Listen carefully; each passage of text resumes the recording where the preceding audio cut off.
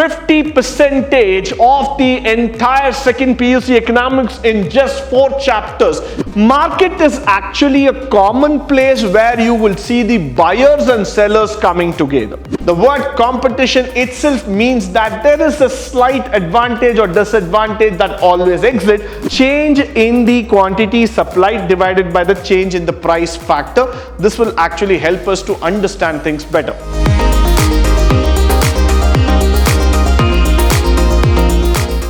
Good morning and welcome to the chapter 4 revision in second PUC economics, where we're going to talk about this important chapter named as theory of firm under perfect market competition or perfect market conditions. So let's just get into the agenda straight away, followed by the chapter weightage, the question types, and the question and answers that we are going to talk about. So this is going to be very, very important for all of us in terms of understanding. Why? Because when we are talking about this particular chapter, the weightage is also on the higher side. Just look here, you have 2 markers, that is one question 2, and you have another 2 mark questions coming up here, and a 4 mark question. There are 2 4 mark questions. So 8 plus 2, 10, 10 plus 2, 12 marks. 12 marks coming out of this particular chapter. Now look at that. That's fantastic.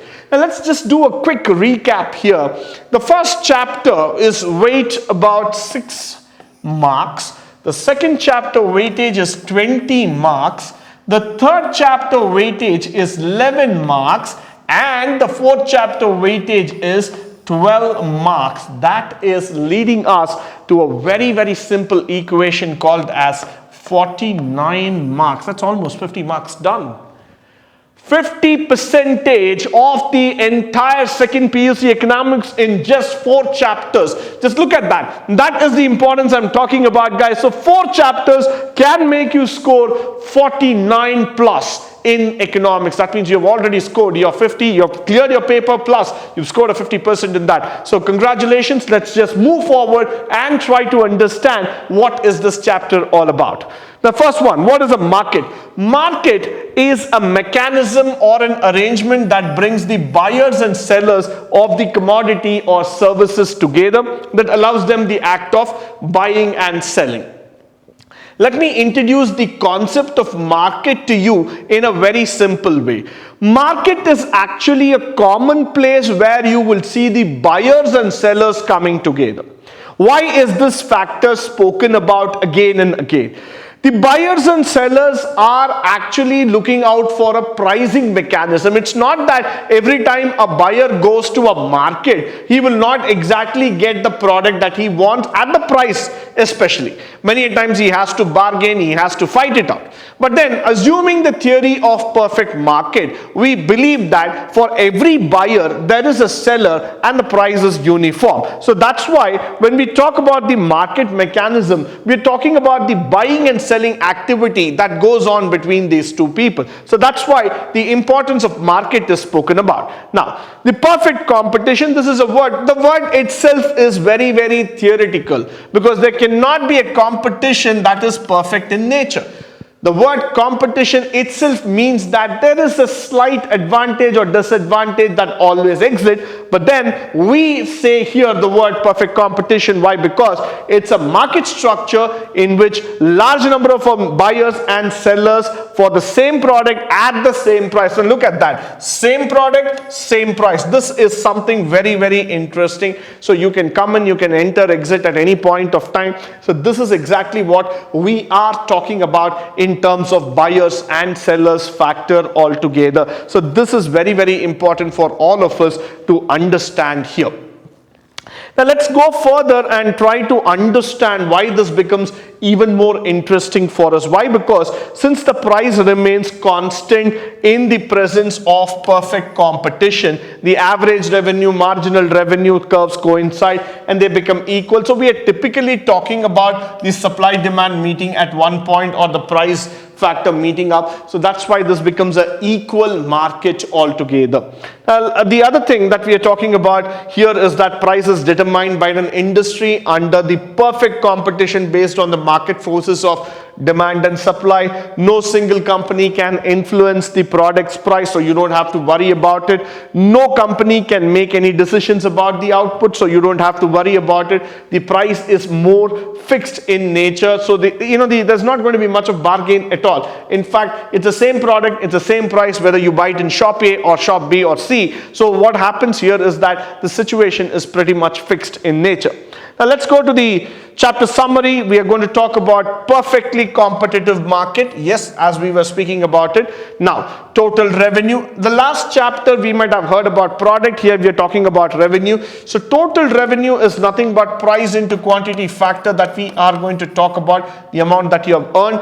Average revenue, marginal revenue, supply curve, determinants of supply, and the price elasticity. So all these things are very, very important for us. Why? Because these are the factors that actually matters a lot, because these are the things that we have been speaking about in terms of the marginal supply curve, determinants of supply, and other factors. Now all these things matter to us. When we talk about average, that means we are going to talk about the total revenue divided by quantity, and when we're going to talk about marginal, it's one additional value that we are making. Supply curve tells us about how much is the goods being supplied in the market.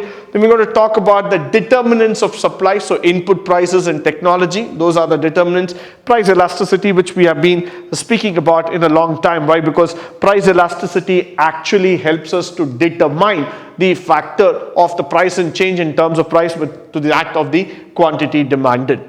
Now, let's get to the examination corner. The first question coming up is, what is normal profit? Includes all the input cost and output cost. So whenever I say normal profit, let's try to understand that you have made enough money that is going to cover the cost that is involved in the business. Now let's say that you have invested 10 rupees and you have made 11 rupees as the return. So that means now you can say the profit is 1 rupee, but I would just use the word normal profit. Why? Because you've been able to cover the cost and just make a margin for you. So whenever the input cost and output cost are covered, that means you are under the normal profit zone altogether. Followed by marginal revenue, which means to say that increase in revenue by one additional input. So when the revenue increases because of one additional input, automatically we call it as the marginal revenue. The marginal revenue is very, very important for us to understand. Why? Because in business, what happens is that as you start increasing your additional inputs, people want to see more and more margin coming out of the business. So that's exactly why they say it's at marginal revenue factor altogether. Now this is very, very important for all of us, because this will help us to understand the factors very clearly. So that's how we are going to look into it in terms of the marginal revenue factors here. So you will be able to understand how we are able to go forward in terms of the thinking here. Followed by the formula to calculate the average revenue. Here you have the formula, total revenue divided by quantity, followed by, write down the meaning for opportunity cost. This comes under the 2 markers. So when economists refer to opportunity cost, they mean to say that the next highest valued alternative. So what is the next best chance for me to make maximum profit? That is what I call it as opportunity cost. So if I forego an opportunity today, will I be able to get an opportunity tomorrow which is equal or better than that? That's exactly where opportunity cost comes into picture. Many people think today that opportunity cost is all about just grabbing the opportunity, just taking it as it comes further. But in economics, we believe that there's always a second chance where the industry or the company would be able to make things better. So they wait for an opportunity to come and then they pitch for it. Followed by, give the importance or the meaning here for the shutdown point. Now this is very, very important. Shutdown point, it's where you decide that there is no benefit further. That means you are coming down on the average price factor. Now what happens is that now when the average variable cost comes down, now you're not even able to maintain your average variable cost.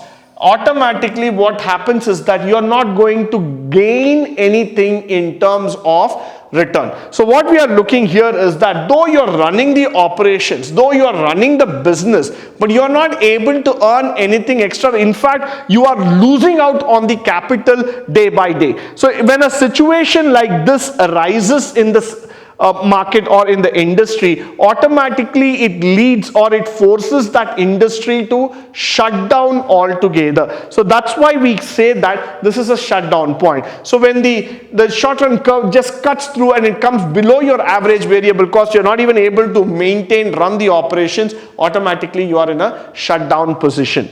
Followed by, mention the two determinants of supply curve, input cost and technology. Now, supply is something different from demand altogether. Why?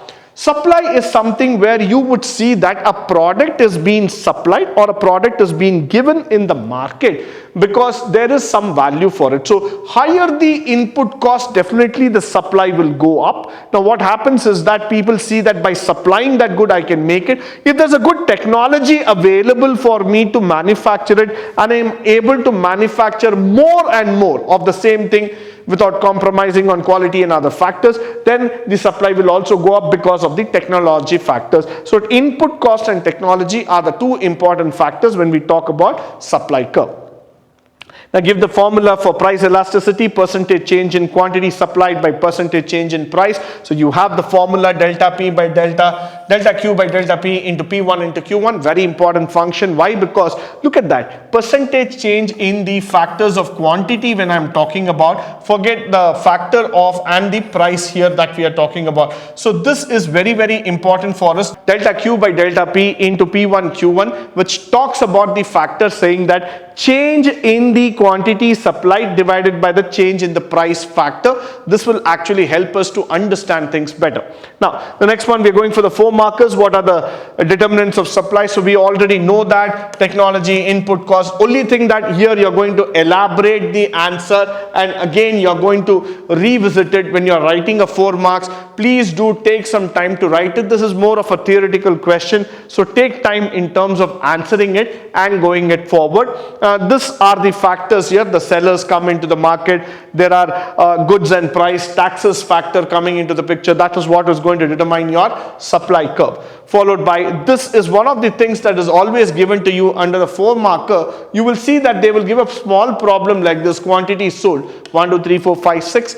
The total revenue is also given. Marginal revenue, how do you find the marginal revenue? 20 minus 10 is 10. Then you would keep on getting the same values. Why? Because 10 minus 0, 10, 20 minus 10, 30 minus 20, 40 minus 30, 50 minus 40 and 60 minus 10. This is the marginal. Everywhere you see that 10 rupees is the marginal. How are you going to calculate the average revenue? Total revenue divided by quantity. So TR divided by quantity here. So you would see that 10 divided by 1, 10, 20 divided by 2, 10, 30 divided by 3, 10, 40 divided by 4, 10, 50 is 5, and then you would be able to see that 60 divided by 6, the answer is 10. So this is a very simple problem which they might give you in the 4 markers, and these are the major questions that we are seeing in this particular chapter. With this, I come to an end of this particular chapter. I hope and believe that all the questions that are being discussed in this chapter will be of a great value to you, both in terms of practical as well as from a theoretical standpoint. In the upcoming sessions, we would be talking about the chapter 5, which is going to talk about the competition, the market conditions and factors, followed by the imperfect market also in chapter 6. But until then, stay tuned, stay blessed, and stay enlightened forever. Thank you once again for joining me today on this wonderful session.